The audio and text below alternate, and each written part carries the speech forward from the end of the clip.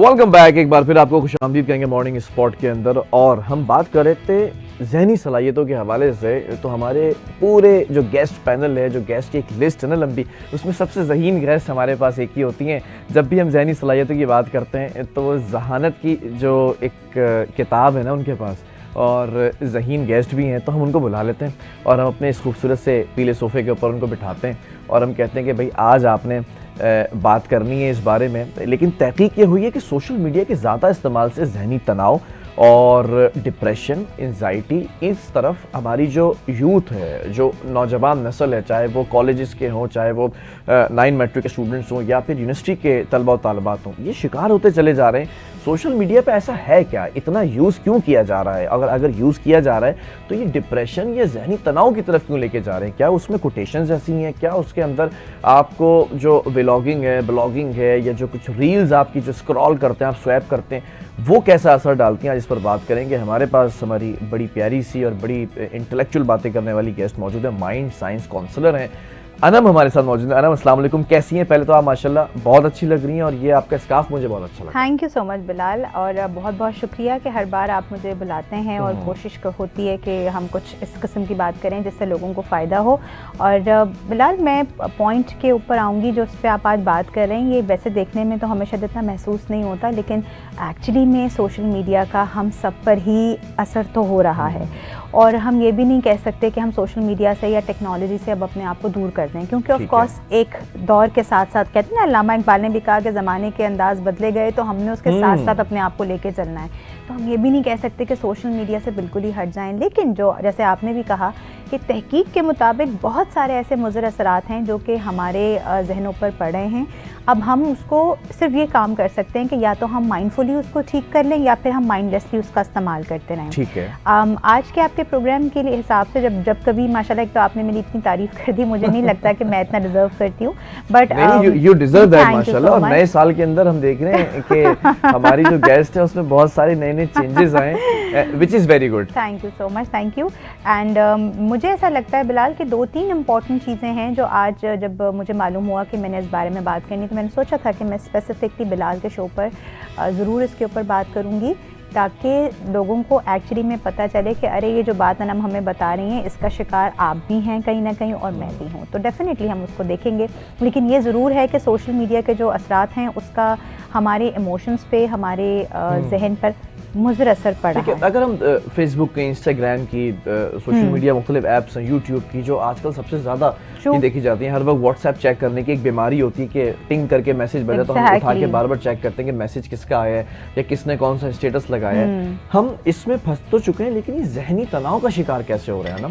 अच्छा, आपने खुद ही बड़ी अच्छी बात कह दी बिलाल, इससे पहले कि मैं कहती कि हमें ये एक तरह की बीमारी है। तो चले मैं आज आपको और आपके सुनने वालों को, देखने वालों को बताती हूँ कि अभी रिसेंट एक रिसर्च हुई, और नफ्सियात के लोगों का ये होता है काम कि वो रिसर्चेस करते रहते हैं। तो जब से ये कोविड का दौर आया और लोग बहुत ज़्यादा सोशल मीडिया, पहले भी था लेकिन बहुत ज़्यादा इंडल्ज करने लगे, तो एक रीसेंट तहकीक के मुताबिक एक नया सिंड्रोम जो है वो हम सब के अंदर कहीं ना कहीं पाया जाता है। और उस रिसर्च के मुताबिक ये भी कहा जाता है कि हम में से हर शख्स या तो रोज़ इस सिंड्रोम का या इस बीमारी का शिकार है, और जो लोग इतना नहीं भी शिकार हैं, तो जो लोग फ़ोन यूज़ कर रहे हैं, सोशल मीडिया का इस्तेमाल कर रहे हैं, तो हफ्ते में 1 या 2 हफ्ते उनको ये सिंड्रोम होगा, जिसको बहुत ही फेमस अब हो गया है नफ्सियात की दुनिया में। इसे हम कहते हैं फैंटम वाइब्रेशन सिंड्रोम।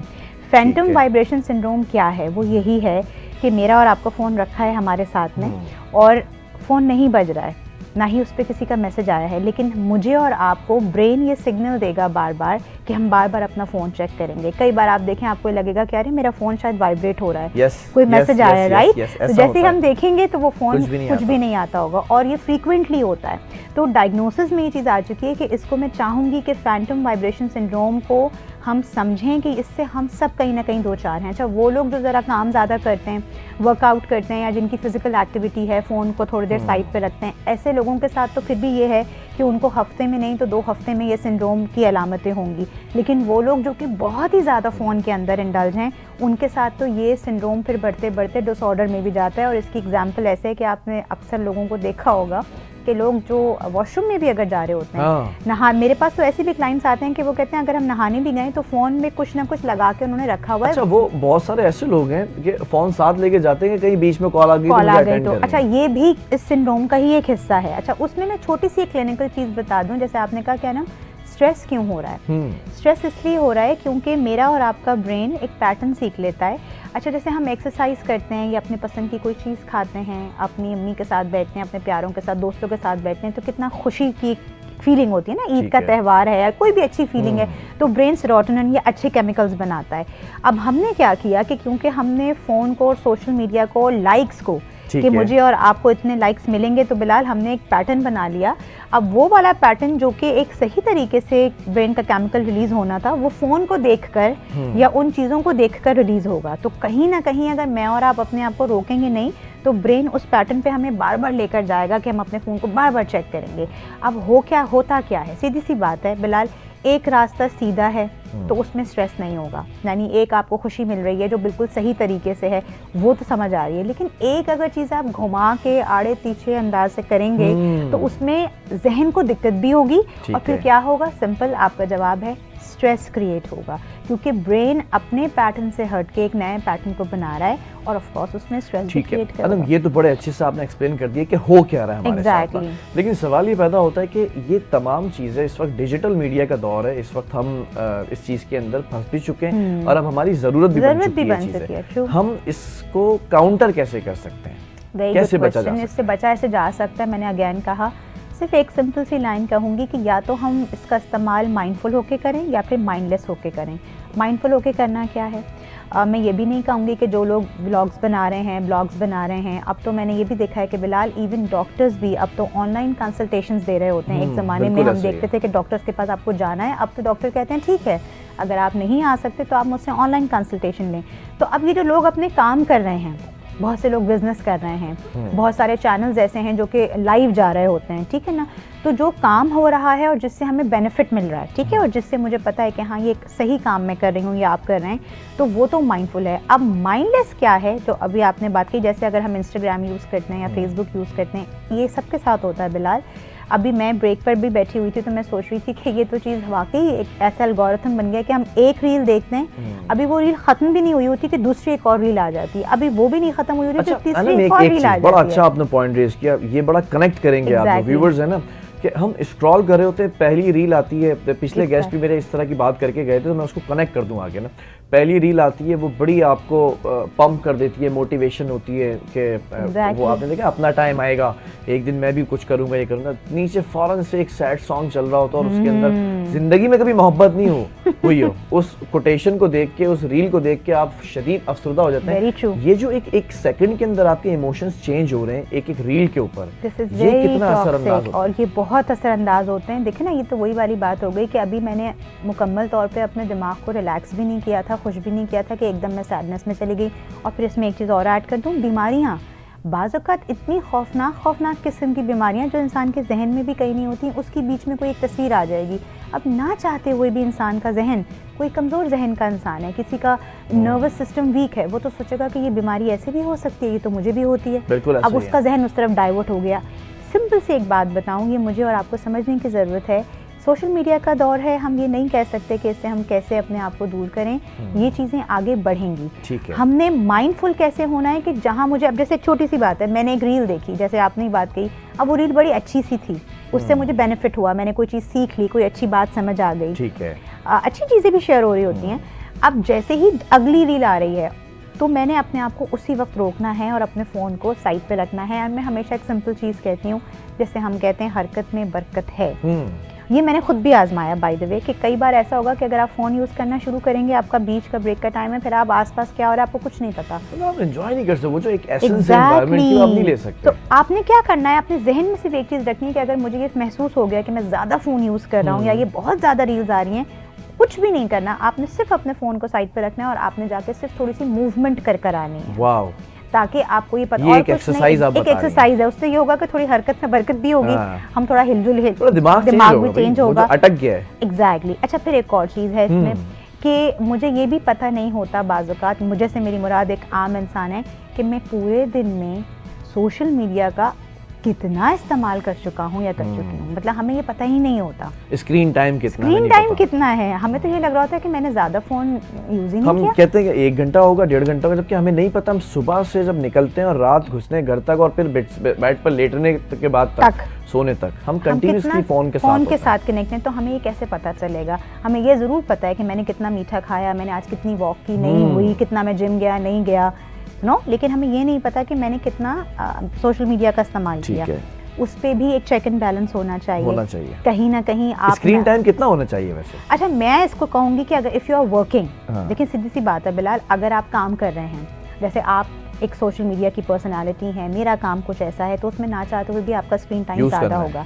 मैं आपसे कहूँगी कि अगर स्पेसिफाई करेंगे हम तो दिमाग को घबराहट होगी। यानी अगर मैं आपको अभी अपने ब्रेन को कहूँगी ना कि नहीं अनम अब कल से 1 घंटा, ब्रेन बिल्कुल शॉक में जाएगा और कोलैप्स करेगा, बार बार कैलकुलेशन करेगा, फ्रस्ट्रेशन ज़्यादा होगी, स्ट्रेस जो कम करना है वो बढ़ जाएगा। अगर मैं ये कहूँ कि ठीक है सुबह से लेकर रात तक मैं 1-1 या 2-2 घंटे के इंटरवल से सोशल मीडिया का इस्तेमाल करती हूँ, बट उसमें ब्रेक टाइम क्या है? अब ब्रेक टाइम में बहुत से लोग ऐसे हैं बिलाल, ये भी तो हमारा एक चैलेंज होता है कि लोग कहते हैं अच्छा उस ब्रेक टाइम में करें क्या? अब बहुत सारे लोगों के पास तो ये है कि ठीक है आप कहेंगे क्या नाम, ठीक है मेरे पास अब जितनी देर आप अपना जिम करते होंगे या मैं अगर वॉक या एक्सरसाइज कर रही हूँ उस वक्त हमें नहीं पता हमारे फ़ोन पे क्या हुआ। मैंने तो आपको पता है बिलाल डेलिबरेटली 2 साल पहले ये प्रैक्टिस शुरू की जब हम ये सोशल मीडिया की टॉक्सिसिटी के ऊपर काम कर रहे थे कि आपने डेलिबरेटली अपने फ़ोन को इतना लेस चार्जिंग पे रखना है कि फ़ोन आपको लगे कोई दुनिया जहाँ की लेस चार्ज, मतलब उसकी चार्जिंग कम रहनी चाहिए, फुल चार्ज। ये भी तो एक ब्रेन का आप देखें ना, फैंटम वाइब्रेशन सिंड्रोम का ये भी तो है ना। Very good, I really appreciate कि जब हमारे फ़ोन की चार्जिंग कम हो रही होती है, 20% पर होती है, 30% पर होती है, हम ये देखते हैं आगे पीछे चार्जर नहीं है, अभी ये शाम तक चलाना है, हम ऑटोमेटिकली उसको कम यूज़ करना शुरू कर देते हैं। जो स्क्रॉलिंग चीज़ होती है वो कम हो जाती है, जो प्रायोरिटी होती है कि घर में बताना है या बाहर काम करना है हम उस चीज़ के ऊपर ज़्यादा फोकस करते हैं। मैं ऐसे लोगों को भी जानती हूँ। और जब चार्जिंग आपकी 80% से ऊपर होती है, बेताशा आप यूज़ कर रहे हो। आप तो फिर भी बहुत मॉडरेशन की बात कर रहे हैं। आई पर्सनली नो ऐसे लोगों को जिनकी अगर 95 भी हो जाती है ना तो उनको ये टेंशन होती है कि कहीं फ़ोन ना हो जाए, तो वो फिर भी चार्ज पे लगा के रखते हैं और फिर उनके बहुत दफ़ा फ़ोन भी ख़राब होते हैं। यानी लोगों को ये भी एक खौफ है कि हमारी फ़ोन की बैटरी ठीक रहे। आनी ऐसी कोई इंपॉर्टेंट कॉल नहीं होती, मैं आपको बताऊं, ये भी हमारा एक दिमाग का एक वो है, जो उसको जो कॉल करनी है ना, जो आपके पास मैसेज आना है, जो आपका काम होना है वो हो जाएगा। आपका 1 घंटा फ़ोन को बंद करके, मैं कहूँगी कि अपने चार्ज को बिल्कुल एंड पे रखें, फ़ोन को चार्ज पे लगाएं एंड देन 1 घंटा बिल्कुल आप फ़ोन से दूर हो जाएं। आप उसमें कुकिंग कर लें, आप उसमें एक्सरसाइज कर लें, आप किसी के साथ बैठ जाएं, और कुछ नहीं मिल रहा तो यार आप मूवी देख लें, आप सो जाएं। अरे बहुत ज़बरदस्त आपने सजेशंस दिए हैं। मैं चाहूँगा कि इस चीज़ को जब आप रैप अप कर रही हैं तो जो वालिदैन है ना उनका भी एक पर्पस है बच्चों के साथ, और आजकल बच्चे डिजिटल हो चुके हैं, आप उनको उनसे दूर नहीं कर सकते, बल्कि उनको और चीज़ें सिखाएं आप अच्छे तरीके से। तो उनके लिए जैसे आपने बड़ी अच्छी एग्जांपल्स दी, बड़ी अच्छी आपने एक्सरसाइजेज बताई हैं। वालिदैन के लिए भी कोई एक्सरसाइज, कोई प्रैक्टिस जल्दी से बता दें। वालिदैन के लिए जल्दी से एक एक्सरसाइज सिर्फ ये बताऊंगी कि एक तो अपने फ़ोन को हमेशा, जब आपके बच्चे या आप भी फ़ोन यूज़ कर रहे हैं तो डार्क मोड पे रखें रात में या शाम के टाइम पे, ठीक है। उससे ऑटोमेटिकली बच्चों का स्क्रीन टाइम की जो एक अट्रैक्शन है वो कम होगी, यानी फ़ोन की ब्राइटनेस हमेशा कम होनी चाहिए। और ये भी मैं बता दूं कि अक्सर लोगों को जिनको स्ट्रेस का या नींद का मसला होता है, अगर हम कॉन्टिन्यूसली बच्चों को क्या कहें, जब वालिदैन ही बच्चों से ज़्यादा एडिक्शन का शिकार होते हैं फ़ोन को, तो बच्चा भी देख के वही यही करेगा। हमारे ब्रेन के अंदर एक बहुत अच्छा केमिकल बनता है मेलाटोनिन, जो कि मेरे और आपके ब्रेन को नींद लेके आता है। जब हम मुसलसल फ़ोन यूज़ करते हैं, रात को फ़ोन यूज़ करते हैं, तेज़ रोशनी में फ़ोन यूज़ करते हैं, तो एक पॉइंट पे आके क्लिनिकल डायग्नोसिस ये बताती हैं कि मेलाटोनिन रिलीज़ होना ही बंद हो जाता है, और ये वही लोग हैं जिन्हें नींद की दिक्कत होती है। तो अगर आपको लग रहा है कि मैं एकदम से अपनी बच्चे की अपनी आदत नहीं छुड़वा सकती हूँ या छुड़वा सकता हूँ, तो जब आपको लगता है कि शाम का टाइम आता है तो आप अपने फ़ोन में ऑप्शन होता है डार्क मोड पे लें। उससे क्या होता है कि ऑटोमेटिकली वो अट्रैक्शन, वो रोशनी, वो चीज़ें आहिस्ता आहिस्ता कम होंगी। एंड एक छोटी सी बात और कि इससे पहले कि हम इस चीज़ से परेशान हों कि मैं अपने आप को फ़ोन से दूर कैसे करना है, अपने आप को कोशिश करें और चीज़ों पर मसरूफ़ रखें ताकि आपका डाइवर्शन हो। बहुत बहुत शुक्रिया अनम आपका भी, और व्यूअर्स को उम्मीद करता हूँ कि अनम की जो एक्सरसाइजेज है वो आप याद रखेंगे, प्रैक्टिस करके फीडबैक ज़रूर दें। जब तक अपना और अपने फैमिली का ढेर सारा ख्याल रखें। मुझे और पूरी टीम की तरफ से और मेहमान की तरफ से अल्लाह हाफ़िज़।